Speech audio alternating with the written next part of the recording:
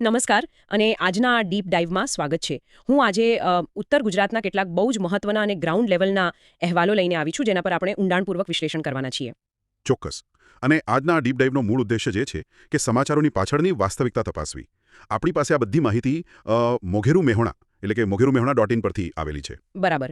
અને આ કોઈ સામાન્ય ન્યૂઝ અપડેટ નથી. આમાં ઇન્ફ્રાસ્ટ્રક્ચર, કાયદો અને વ્યવસ્થા અને પાયાની જરૂરિયાતોને લગતા રિપોર્ટ્સ છે. તો સૌથી પહેલાં ઇન્ફ્રાસ્ટ્રક્ચરની જ વાત કરીએ. શરૂઆત એક સારા સમાચારથી કરીએ. મહેસાણામાં એક નવો રેલવે ઓવરબ્રિજ બનવા જઈ રહ્યો છે. હા, આ એક બહુ મોટો પ્રોજેક્ટ છે. 6 વર્ષના લાંબા ગાળા બાદ આ ચોથો બ્રિજ મંજૂર થયો છે, જે પોલીસ હેડક્વાર્ટરથી ગુરુદ્વારા સુધી જશે. અને આના આંકડા પણ બહુ રસપ્રદ છે. રિપોર્ટ મુજબ આ બ્રિજ 1050 મીટર લાંબો અને 12 મીટર પહોળો હશે.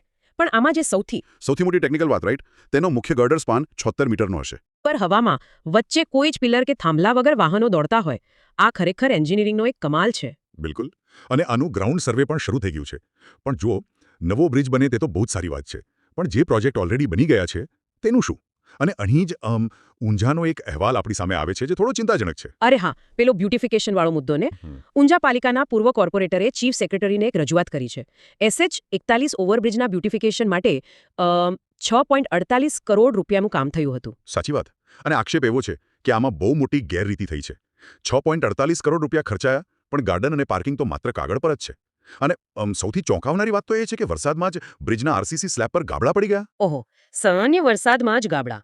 એટલે આ તો એવું થયું કે કોઈ લાખો રૂપિયાની શાનદાર કાર ખરીદે, પણ પોતાના ઘરની બહાર નીકળવાનો રસ્તો જ આખો કાદવ અને ખાડાઓથી ભરેલો હોય. એક્ઝેક્ટલી. અને આ ખાડાઓની વાત કરીએ તો મહેસાણા હાઈવે પર ખારી નદી નજીક વાઇડ એંગલ સામે સર્વિસ રોડ એકદમ ભંગાર હાલતમાં છે. મોટા ડેન્જર ખાડા પડ્યા છે ત્યાં. અને બીજી તરફ દેલા વસાહત રોડ પર પણ આવું જ કંઈક છે. છેલ્લા 10 દિવસથી ગટરનું દુર્ગંધયુક્ત પાણી આખા રોડ પર ફરી વળ્યું છે. છતાં મહાનગરપાલિકા કોઈ ઉકેલ નથી લાવી રહી. મને તો એ જ નથી સમજાતું કે આટલો મોટો વિરોધાભાસ કેમ છે. એટલે શું વિરોધાભાસ? એટલે એક તરફ આપણે 76 મીટર લાંબા ગર્ડરવાળા બ્રિજના એન્જિનિયરિંગના દાવા કરીએ છીએ અને બીજી તરફ 10 દિવસથી વહેતું ગટરનું પાણી નથી રોકી શકતા. આ તો કેવી સિસ્ટમ કહેવાય? આ ખરેખર માળખાકીય ખામી છે. તંત્ર માત્ર મોટા પ્રોજેક્ટ મંજૂર કરવા પૂરતું સીમિત રહી જાય છે, પણ એક પારદર્શક ક્વોલિટી કંટ્રોલ અને મેન્ટેનન્સ કમિટી હોવી જોઈએ, જે નથી. બરાબર. ઊંઝાના કિસ્સામાં તો ઉચ્ચ સ્તરીય તટસ્થ તપાસ થવી જ જોઈએ, કારણ કે માત્ર કાગળ પર કામ બતાવી દેવું એ સીધો ભ્રષ્ટાચારનો આક્ષેપ છે. અને આ ખાડાઓ કે ખરાબ રસ્તાઓ માત્ર વાહનોને નુકસાન નથી કરતા. આનાથી સીધો લોકોના જીવ પર જોખમ ઊભું થાય છે. આપણી પાસે રસ્તા પરના જોખમોના કેટલાક બહુ જ દુઃખદ અહેવાલો છે. હા, રખડતા પશુઓનો મુદ્દો. બિલકુલ. ઊંઝાના બ્રાહ્મણવાડા ચેકપોસ્ટ પાસેની ઘટના. અંધારામાં અચાનક એક આખલો રસ્તા પર આવી ગયો અને બાઇક ચાલક ધવલકુમાર પટેલ, જેમની ઉંમર માત્ર 35 વર્ષ હતી, તેમનું ઘટના સ્થળે જ મોત નીપજ્યું. આ બહુ જ કરુણ ઘટના છે. અને આ એકલ દોકલ કિસ્સો નથી. ભુણાઓ રોડ પર પણ અચાનક એક કૂતરું રસ્તા પર આવી ગયું અને છકડો એટલે કે પેલી મોટી રિક્ષા એ પલટી ખાઈ ગઈ. એમાં ચાલક પૂનમભાઈ પટણીનું મૃત્યુ થયું. એ પણ માત્ર 30 વર્ષના હતા. સાંભળીને જ રૂવાડા ઊભા થઈ જાય છે. જરા વિઝ્યુઅલાઇઝ કરો. રાતનો સમય હોય, અંધારો રસ્તો છે અને અચાનક કોઈ જંગલી કે રખડતું પશુ સામે આવી જાય. વાહન પરથી કાબુ ગુમાવવા સિવાય ચાલક પાસે કોઈ ઓપ્શન જ નથી બચતો. સાચી વાત છે. પણ આ સિસ્ટમની બીજી એક બાજુ જુઓ. જ્યારે ગુનેગારોને પકડવાની વાત આવે છે ત્યારે આપણી પોલીસ અને તંત્ર કેટલું એડવાન્સ થઈ જાય છે. મહેસાણા પોલીસે રાધનપુર ચોકડી પરથી વેગેનાર ગેંગની ધરપકડ કરી છે. હા, મેં આ રિપોર્ટ વાંચ્યો. આ ગેંગનું કામ કરવાની રીત બહુ જ ચાલાક હતી. તેઓ લિફ્ટ આપવાના બહાને ખાસ કરીને વૃદ્ધોને ટાર્ગેટ કરતા હતા. એક્ઝેક્ટલી. મુસાફરને સસ્તા ભાડાની લાલચ આપે, કારમાં બેસાડે અને પછી નજર ચૂકવીને તેમની રોકડ કે દાગીના ચોરી લે. પણ પોલીસે એમને પકડ્યા કેવી રીતે? કારણ કે કાર તો સતત ફરતી હોય ને. ત્યાં જ ટેકનોલોજીનો રોલ આવે છે. પોલીસે નેત્રમ એટલે કે state of the art CCTV command control સિસ્ટમનો ઉપયોગ કર્યો. સિલ્વર કલરની વેગેનાર હતી, જેનો નંબર GJ22A1962 હતો. આ નંબર પ્લેટને ટ્રેક કરીને 4 આરોપીઓ મોસીન, સોહેબ, સાહિલ અને સલીમ પકડાઈ ગયા અને 7 જેટલા ગુનાનો ભેદ ઉકેલાયો. અરે વાહ. પણ એક મિનિટ, આ બધું સાંભળીને મારા મગજમાં એક સવાલ આવે છે. બોલો ને. જો આપણી પોલીસ નેત્રમ અને CCTV જેવી હાઈટેક સિસ્ટમનો ઉપયોગ કરીને આર્ટિફિશિયલ ઇન્ટેલિજન્સની મદદથી રાજ્યભરમાં ફરતા રીઢા ગુનેગારોને પકડી શકતી હોય, તો પછી રસ્તા પર અચાનક આવી જતા પશુઓને નિયંત્રિત કરવા માટે આપણી પાસે કોઈ સિસ્ટમ કેમ નથી? બહુ વેધક પ્રશ્ન છે. એટલે શું ટેકનોલોજી માત્ર ગુનાઓ ઉકેલવા પૂરતી જ સીમિત છે? અકસ્માતો અટકાવવા માટે કેમ કોઈ સેન્સર કે એલર્ટ સિસ્ટમ આપણે ડેવલપ નથી કરી શકતા?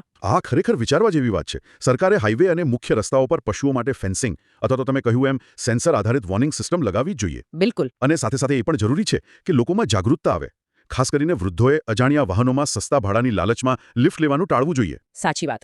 હવે નાગરિકોની સુરક્ષાની વાત કરીએ છીએ તો માત્ર રસ્તા પરના જોખમો જ નહીં, પાયાની જરૂરિયાતોનો સંઘર્ષ પણ એટલો જ ગંભીર છે.